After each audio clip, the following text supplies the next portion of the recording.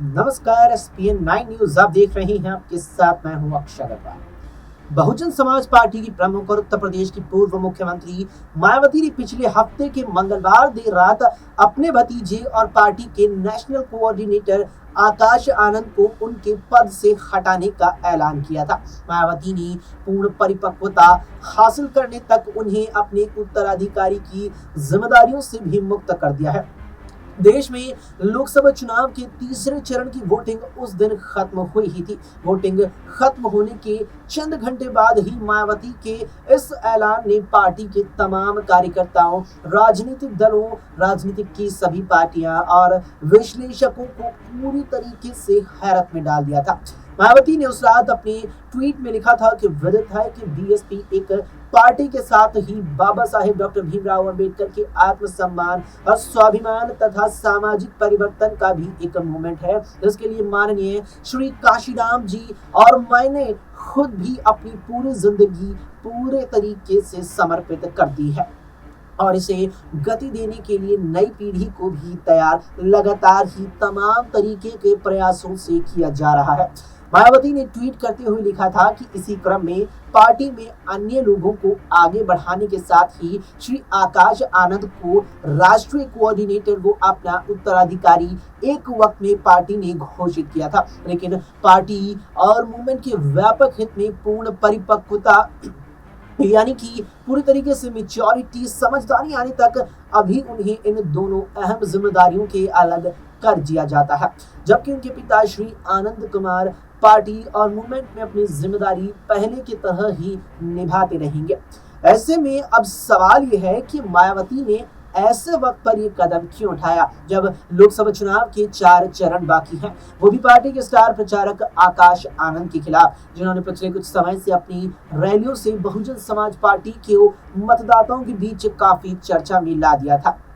मायावती ने अपने उस ट्वीट में लिखा था कि पूर्ण परिपक्वता यानी कि पूरे तरीके से राजनीतिक समझदार होने तक आकाश आनंद को दोनों अहम जिम्मेदारियों, जिसमें पार्टी के नेशनल कोऑर्डिनेटर और मायावती के खुद के उत्तराधिकारी का जो पद था उससे अलग किया जा रहा है।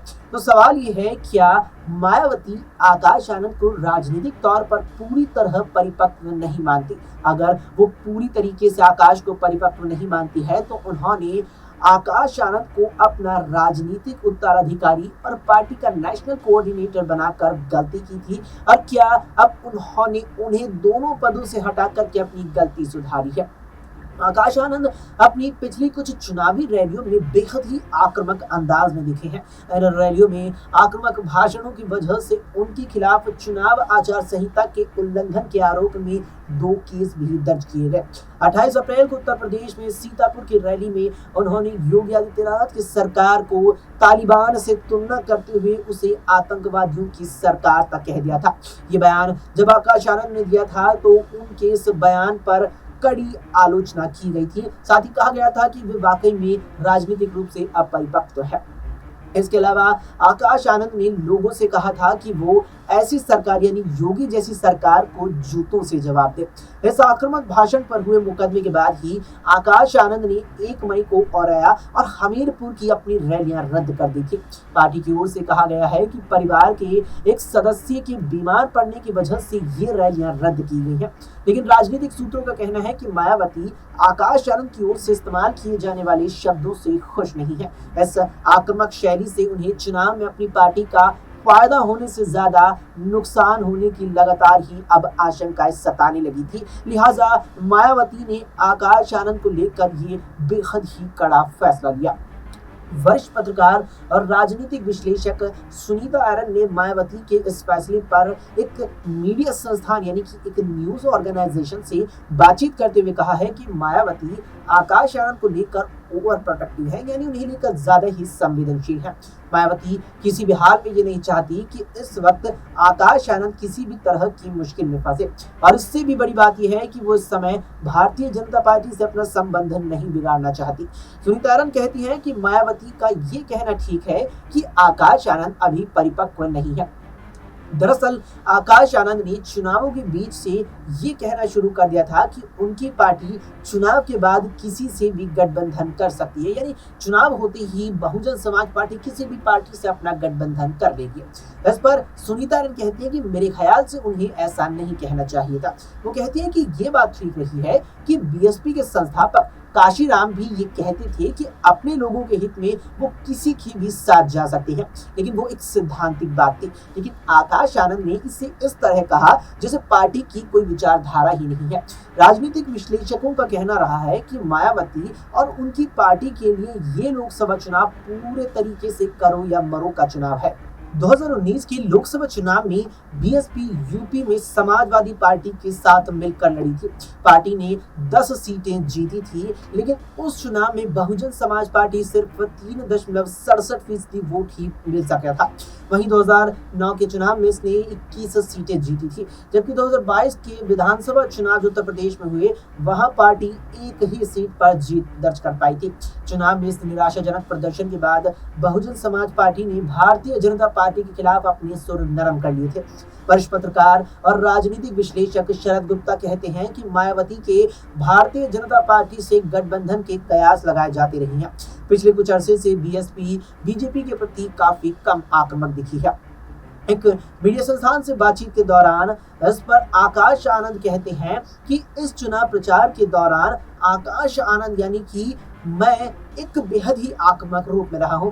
इस पर वरिष्ठ पत्रकार शरद गुप्ता कहते हैं कि आकाश जिस तरीके से आक्रामक शैली में भाषण दे रहे थे उससे उन्हें समाजवादी पार्टी को पूरी तरीके से फायदा होता दिख रहा था। शायद यही वजह रही कि मायावती ने आकाश आनंद को पार्टी के नेशनल कोऑर्डिनेटर के पद से हटाकर हालात संभालने की कोशिश की है। पिछले दिनों एक न्यूज संस्थान से बातचीत करते हुए आकाश आनंद ने इन आरोपों से सिरे से इनकार कर दिया था कि बीएसपी बीजेपी की बी टीम है। लेकिन चुनाव के बाद बीजेपी के साथ जाने की संभावना से जुड़े सवाल पर उन्होंने ये भी कहा था कि बीएसपी का मकसद राजनीतिक सत्ता में आना है। इसके लिए पार्टी को जो सही लगेगा, जो सही होगा वो करेगी। आकाश आनंद की चुनावी रैलियों ने पिछले कुछ दिनों में खासी हलचल पैदा की है। बीएसपी पर नजर रखने वालों का लगातार ये कहना रहा है कि आकाश आनंद की रैलियों ने कम से कम उत्तर प्रदेश में बहुजन समाज पार्टी समर्थकों में एक नया जोश पैदा किया था। ऐसे में उन्हें नेशनल कोऑर्डिनेटर के पद से हटाए जाने पर पार्टी के युवा मतदाता निराश महसूस करेंगे।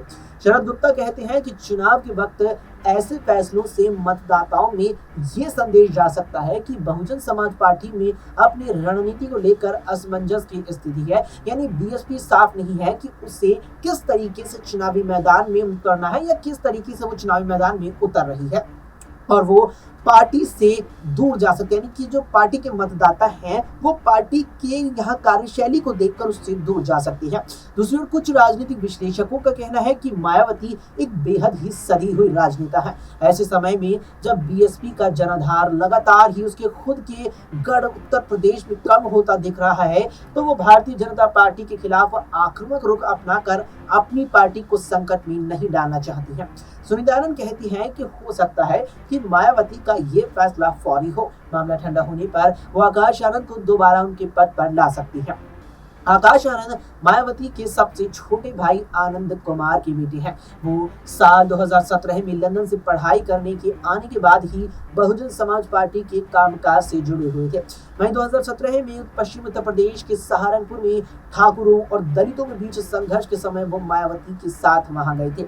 आकाश 2019 से पार्टी के नेशनल कोऑर्डिनेटर के तौर पर लगातार ही काम कर रहे थे, लेकिन मायावती ने उन्हें साल 2023 में पार्टी का नेशनल कोऑर्डिनेटर के अलावा अपना राजनीतिक उत्तराधिकारी भी घोषित कर दिया था, जिसके बाद से वो लगातार ही सुर्खियों में बने रहते थे। राजनीतिक विश्लेषकों का कहना है कि मायावती ने आकाश आनंद को ये सोचकर जिम्मेदारी दी है कि युवा आकाश बहुजन पार्टी के युवा कार्यकर्ताओं और नई पीढ़ी के दलित नेतृत्व को उत्साहित कर सकेंगे। मायावती ने आकाश आनंद को ये जिम्मेदारी ऐसे समय में सौंपी है जब उनकी खुद की पार्टी का जो राजनीतिक ग्राफ है वो लगातार ही नीचे जाता दिख रहा हो। और इसका उदाहरण है बीते यहाँ आम चुनाव और प्रदेश के लगभग 3 बीते हुए विधानसभा चुनाव। दूसरी ओर वो दलित युवा में तेजी से लोकप्रिय हो रहे चंद्रशेखर आजाद के प्रभाव से भी चिंतित लग रही थी। आकाश आनंद ने हाल के अपने कुछ इंटरव्यू में आजाद समाज पार्टी काशीराम के प्रमुख चंद्रशेखर आजाद पर जमकर वार किए। इस लोकसभा चुनाव में उन्होंने अपनी रैलियों की शुरुआत भी उत्तर प्रदेश की नगीना सीट से ही की थी, जहां आजाद के खिलाफ बहुजन समाज पार्टी ने अपना उम्मीदवार उतारा। फिलहाल के लिए इतना ही। देश और दुनिया की तमाम खबरों के लिए देखते रहें एसपीएन लाइव।